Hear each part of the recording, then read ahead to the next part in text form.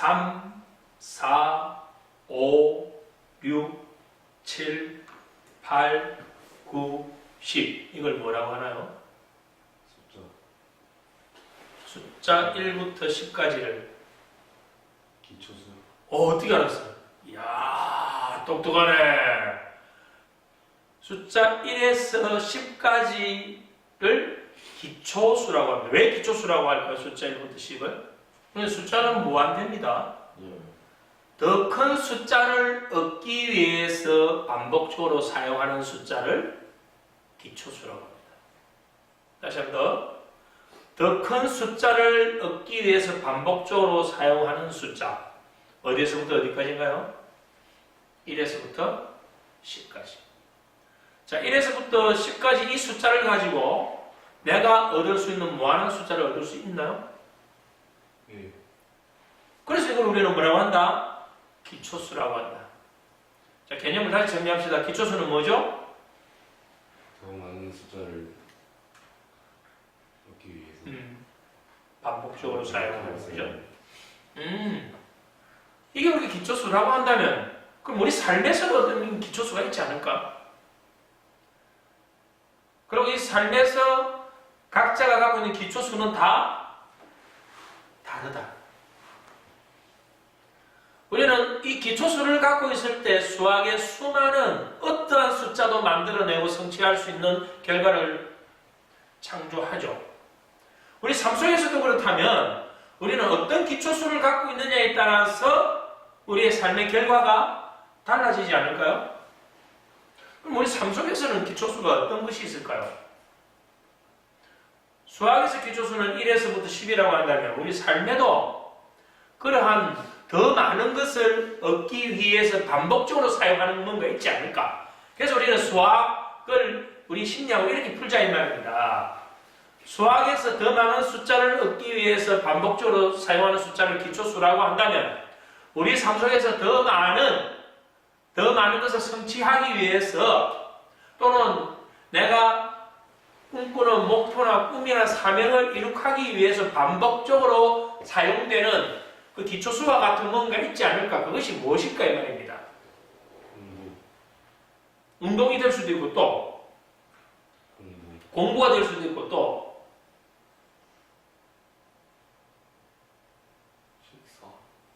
자, 이렇게 보죠.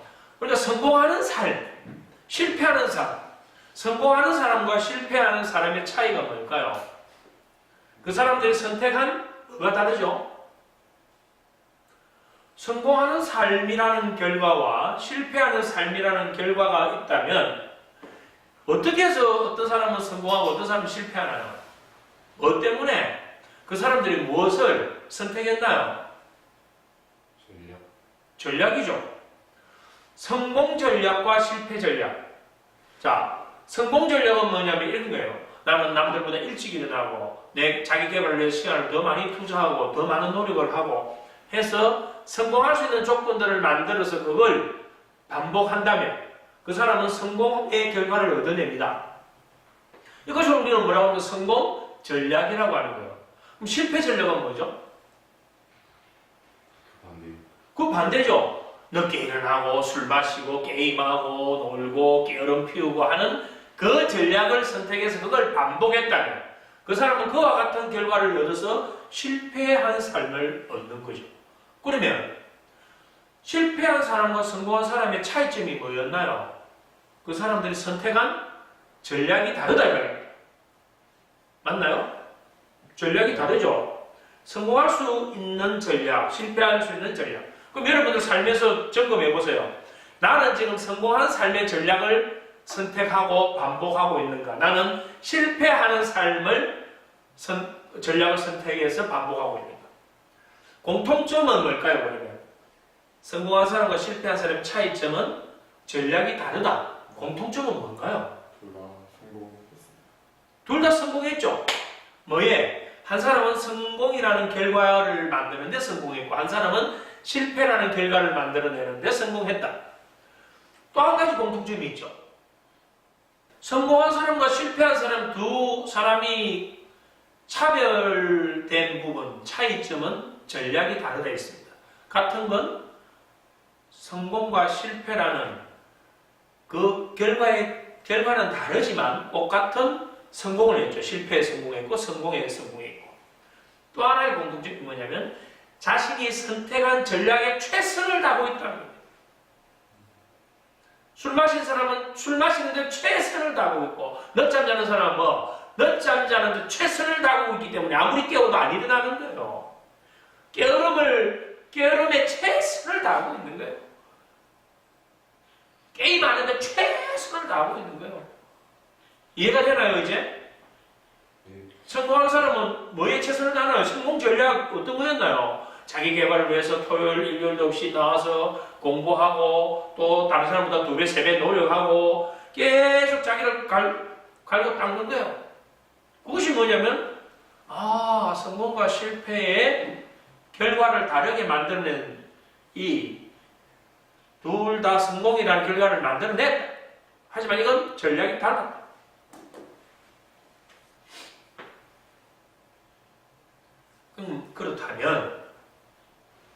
그렇다면 말이에요. 우리의 삶의 결과를 만들어낸 것은 우리가 어떤 전략을 선택했는가죠? 맞나요? 네. 자, 그렇다면 다시 봅시다. 우리는 이 전략을 사용하기 위해서는 그 위에 단계가 뭐가 있어야 된다는 말입니다. 그게 뭔가요? 목표예요, 목표. 내가 전략을 내 목표를 이루기 위한 전략을 써야 된다는 말입니다. 근데 목표가 만약에 희미하거나 목표가 구체적으로 선명하지 않다면 우리의 전략이 제대로 세워질까요? 전략이 제대로 실천될까요? 우리 이 뇌는 적절하게 타협을 하는 달인입니다. 에이, 내일부터 하지 뭐. 오늘 여기까지 말지. 지금은 내가 이러니까 좀 게을러도 돼.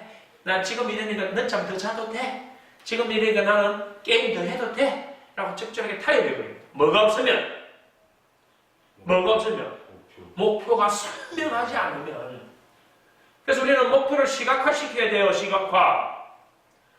목표를 시각화시킨다는 것은 다른 말로 하면 감각적으로 강하게 뇌가 프로그래밍 시켜서 무슨 회로?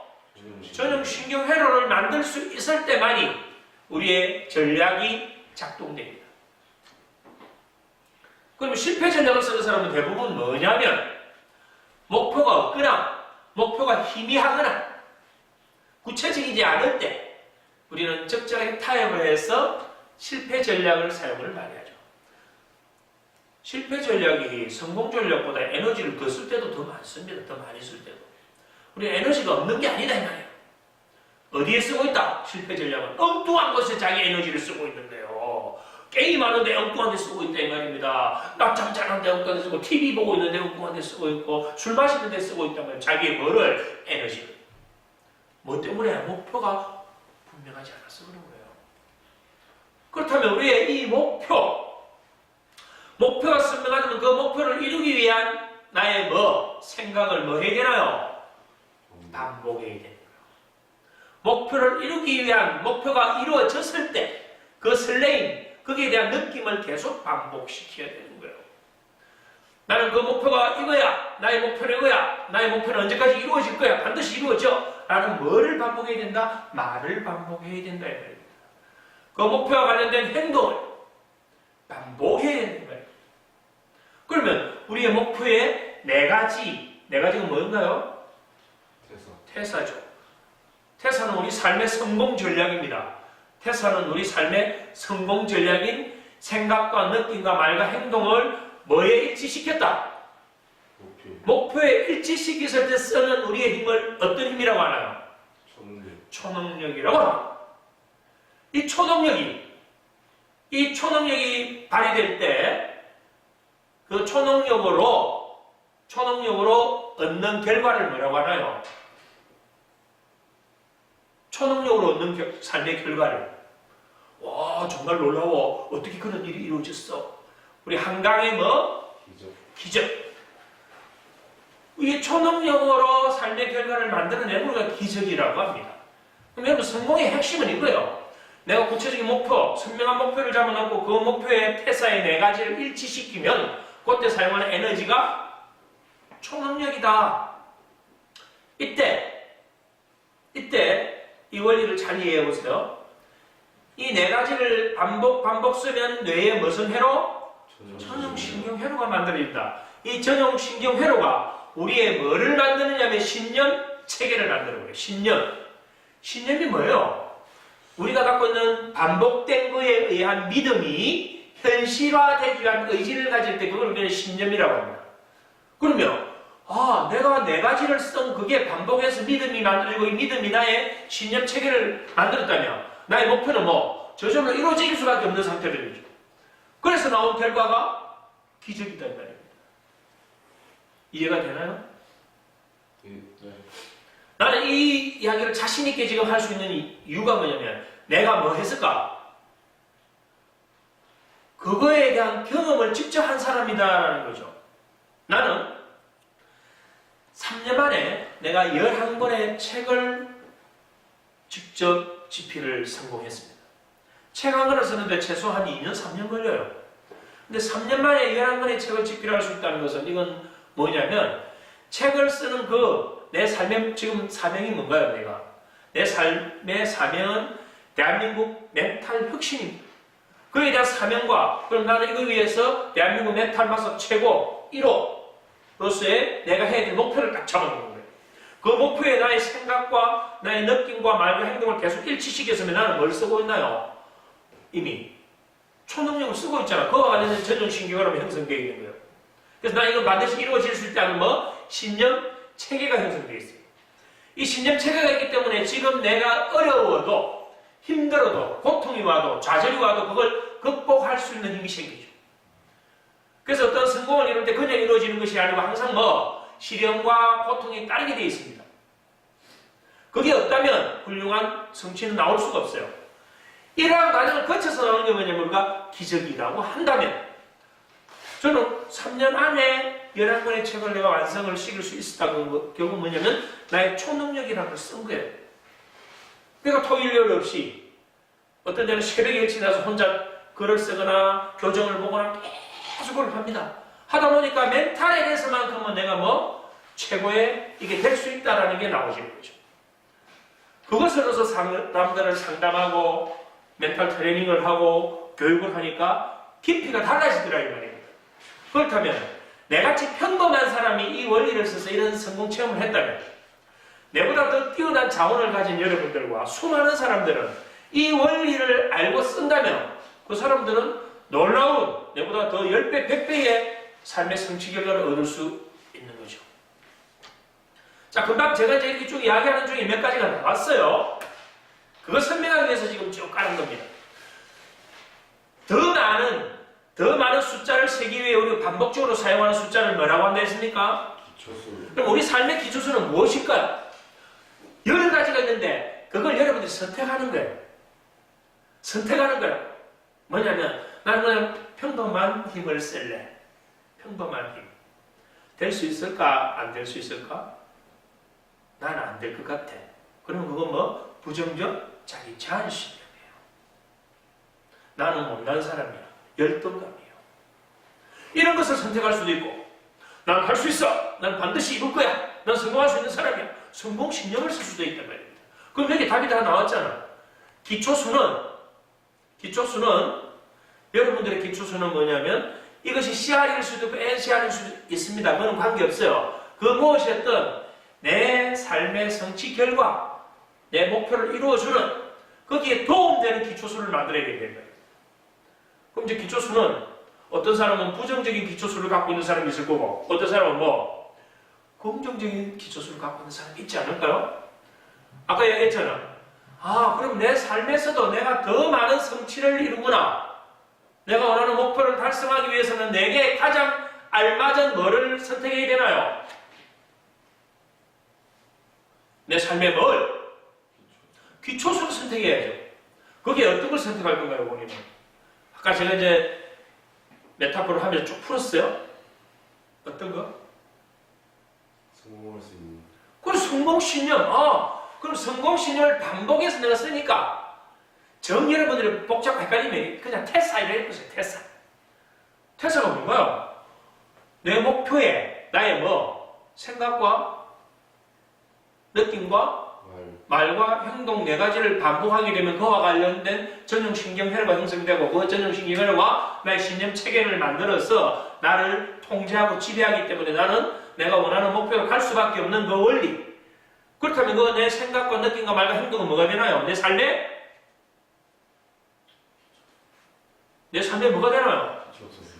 답이 빨리 안 나와. 내 삶의 기초수가 되는 거예요. 내 삶의 기초수. 그렇다면 그 생각과 느낌과 말과 행동밖에 없을까요? 내 기초수가 돼 있죠.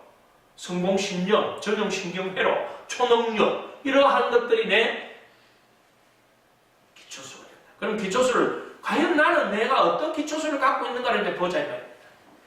어떤 기초수를 갖고 있을까요? 내 삶의 기초수. 그게 이건 내가 성공하는데 도움 안 될 것 같아 라면 과감하게 버려버렸어요. 근데 나는 기초수가 1에서 10까지 다 있어야 무한한 숫자를 만들어내는데 내가 원하는 뭔가를 이루기 위해서는 내게 이게 부족하다면 뭘 해야 되나요? 채워 넣어야 된다는 말입니다. 내가 이게 부족하다면 그거 채워 넣어야 될 시간도 부족한데 TV 보고 있고 게임하고 있고 놀러 다니고 있고 엉뚱한 시간을 에너지를 소비해버린다면 기초수가 안 채워지잖아. 그러면 뭔가 하나 빠져있는 상태의 기초수를 갖고 있으니까 내 삶이 완성되지가 않는단 말이에요. 이 깊은 원리, 단순하면서 깊은 이 원리를 설명하기 위해서 제가 이렇게 오늘 목소리를 좀 올렸습니다. 됐나요, 기초수 이제? 여러분들의 기초수를 여러분들이 찾을 수 있다면, 또 그걸 활용해서 여러분들의 삶의 성취 결과를 만들어낼 수 있다면, 여러분들의 미래에는 여러분들이 이제 또 다른 많은 사람들에게 그 삶의 기초수에 대해서 여러분들이 전파할 수 있는 사람이 되셔야 돼요. 우리 삶을 만들어내는 건 결국 뭔가요? 기초수예요. 어떤 기초수를 갖고 있나요? 복잡하게 어렵게 생각하지 마세요. 가지적인 걸 내지 말라고. 숫자 1에서 10까지만 내가 갖고 있으면 무한한 숫자를 만들어낼 수 있다. 그럼 나는 내 안에 내 삶의 기초수를 만들어낸 말입니다. 없다면, 약하다면 더 채워놓고 더 강하게 만들어내. 그게 답이에요. 답이 나왔나요? 예. 이러한 기초수가 뭐를 만드느냐면 나의 경계를 만드는 거예요. 나의 경계. 자, 경계를 우리가 한번 봅시다. 경계는 두 가지로 크게 보세요. 두 가지로. 우리는 이 양자심리학이잖아요. 양자적 관점에서 보면 경계는 뭐냐면 나를 지킬 수 있는 안전한 울타리예요. 나를 지켜주는 안전한 울타리. 우리가 전방에 가면 뭐가 있나요? 철책에 보초병들이 있습니다. 경계를 씁니다. 그건 뭐냐면 나를 지키기 위해서 쓰는 거죠. 넓은 의미에서 나를 보호하고 지키는 경계가 있는가 하면 또 다른 경계는 그러면 어떤 게 있을까요? 지키는 거 말고 경계. 나를 가두는. 그렇죠. 나를 가두는 경계, 나를 구속하는 경계. 앞에 경계는 뭔가 필요한 거잖아요. 근데 뒤에 경계는 나를 구속해버리니까 나를 어디에 구속시키나요? 그 경계가. 자신의 뭐에 구속시켜버리나요?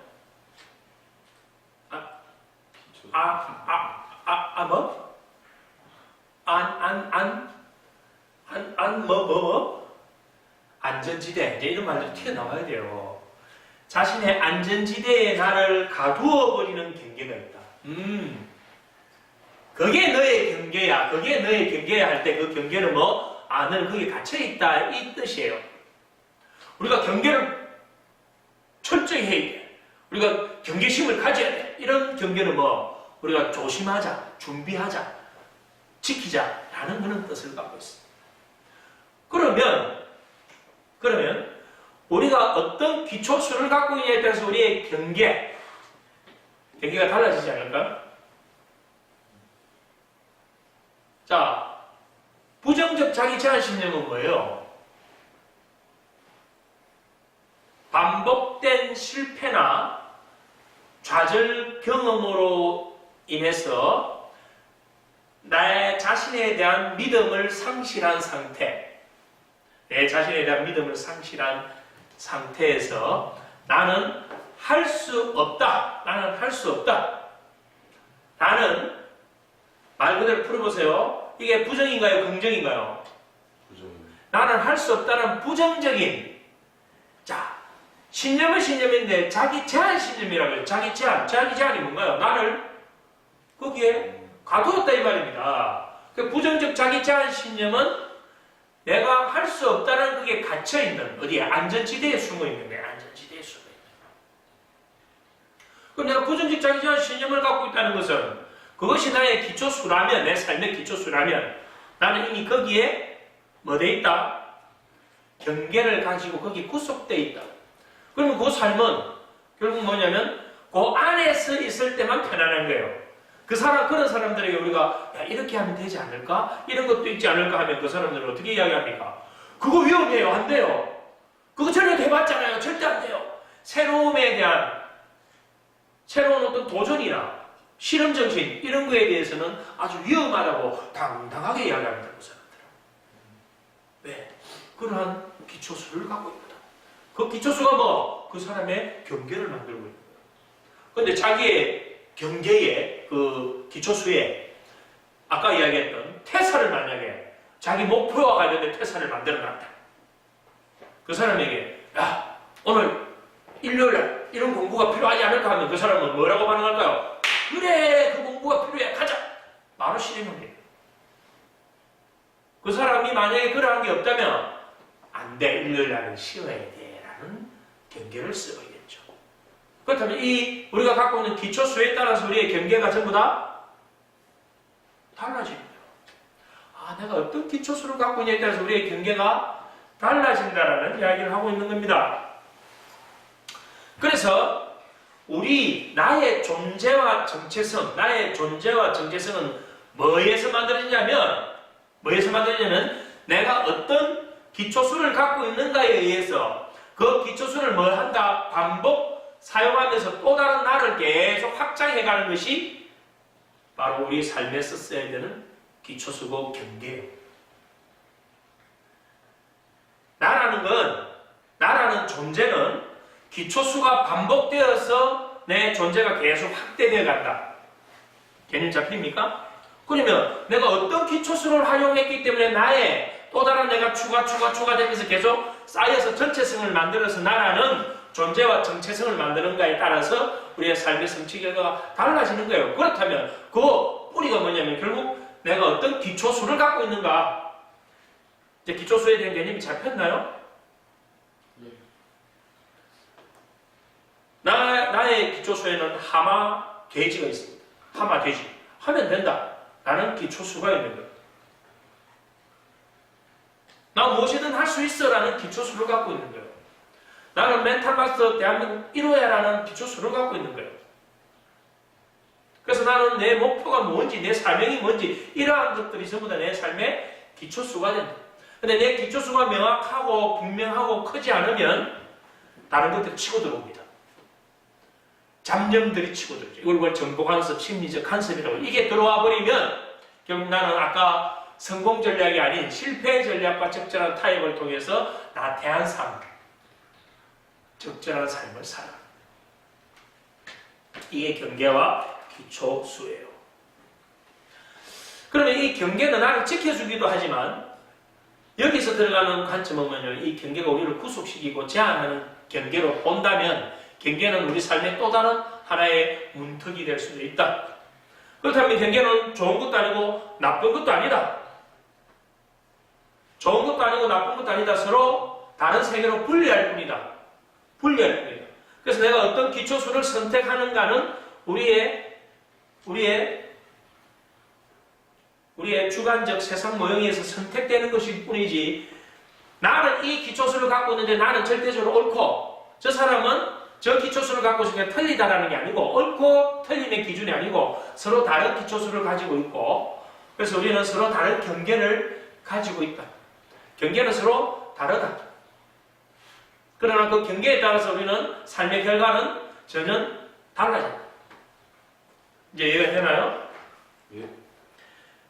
우리는 우리의 삶이 끊임없는 선택의 연속입니다. 끊임없는 선택의 연속이에요. 그럼 그 선택에 의해서 우리는 뭘 갖느냐면 또 그 선택과 관련된 경계를 계속 만들어가는 거예요. 그럼 여러분들은 다양한 경계를 갖고 있는 거예요. 지금 이 수업할 때도 여러분들은 마음의 경계를 가질 수 있다. 만약에 그 이전에 여러분들이 아주 내 고정관념이 꽉 털고 있는 어떤 게 있다면 지금 내가 이 이야기하는 것을 여러분들이 그 필터를 사용해서 걸러내버릴 수가 있어요.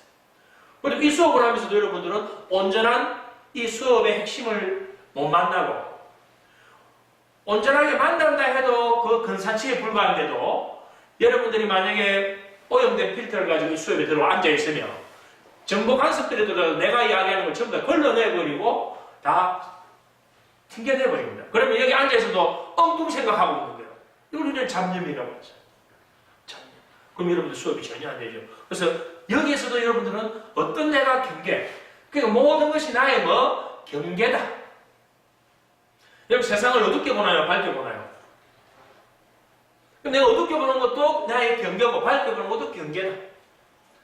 때로는 어둡게 볼 때도 있어야 되고 밝게 볼 때도 있어야 되지만 그건 여러분들이 뇌에서는 어쨌든 전체성으로 쓰기 때문에 우리는 언제든 이런 선택을 하고 그런 경계를 갖게 된다. 자, 먼저 생각의 경계가 있지 않을까요? 생각의 경계. 우리의 생각은 CR인가요? NCR인가요? NCR이죠. 그럼 우리의 이 생각은 무한하게 할 수 있는 거죠. 온갖 생각을 다룰 수 있죠. 우리의 뇌세포가 몇 개인가요? 그러면 1000억 개가 하나의 뇌세포가 다른 5만 개, 10만 개의 뇌세포와 연결되어 있다면 그 신경회로 숫자는 우리 헤아릴 수가 없을 정도로 많다고 했어요. 그러면 우리 생각이 어디서 만들어지냐면 바로 뉴런 간의 신경 충동. 여기에서 생각 스파크 팍팍 일어나는 것도 아이디어라고 그러죠. 아이디어, 영감. 이거는 생각들이에요. 그래서 생각은 온갖 생각들이 다 날 수 있다 이 말입니다. 그건 정상이에요. 정상이라고. 그런데 우리는 특수한 교육을 받습니다. 가정교육이라는 걸 받고 사회에 나와서도 교육을 받고 공산주의는 공산주의 교육을 받고 자본주의는 자본주의 교육을 받습니다. 기독교에 기여하는 사람은 기독교와 관련된 이런 사상들을 받아들이죠. 믿음을 받아들이죠. 불교는 불교와 관련된 걸 받아들입니다. 그럼 그와 관련된 특정한 회로들이 굵게 형성되면서 그와 관계없는 회로들은 약화시키거나 차단시키 버리죠. 그래서 우리가 원래 갖고 있는 이 생각의 경계는 구분이 없는 정도로 확장이 다 될 수 있는 경계를 갖고 있지만 사회화되어 가는 과정에서 특수한 분야의 그 경계를 계속 만들어 갑니다. 이 경계를 만들어 가는 것이 어떻게 보면 우리의 필터고 우리의 세상 모형이에요. 그래서 그 경계를 가지고 우리는 보고 있는 거예요. 만약 기독교를 믿고 있는 사람이라면 기독교적인 그러한 경계를 갖고 있어요. 그래서 그 사람들은 하나님을 하나님 아버지라고 합니다. 하나님 아버지라는 말을 쓰는 건 그 사람들이 갖고 있는 또 다른 어떤 경계예요. 북한 주민들은 옛날에 김일성 수령 아버지라고 했거든요. 그 사람들이 갖고 있는 경계. 그래서 그 사람들에게 자본주의를 이야기하면 철저하게 거부하죠. 기독교 믿는 사람에게 불교를 이야기하면 철저하게 거부하죠. 우리는 종교의 핵심을 우리가 이야기하고자 하는 게 아니에요. 여기서는 뭐냐면 우리의 생각들은 어떠한 관계나 어떠한 환경에 의해서 우리는 영향을 받아서 생각에 경계를 갖고 있구나. 어떤 교육을 받았어. 근데 이게 만약에 부정적인 경험을 심하게 해가지고 트라우마를 갖고 있다고 한번 상상을 해보라 이 말입니다. 트라우마를 갖고 있으면 어떻게 될까요? 생각이. 트라우마와 관련된 그 생각만 하고 있다면 그 사람은 생각이 거기에 갇혀있단 말입니다. 이게 우리가 갖고 있는 생각의 경계예요. 부정적인 생각을 많이 하는 사람들은 뭐해? 부정적인 생각을 만들어내는 그 경계에 구속되어 있는 거예요. 이걸 우리는 뭐라고? 생각의 경계다.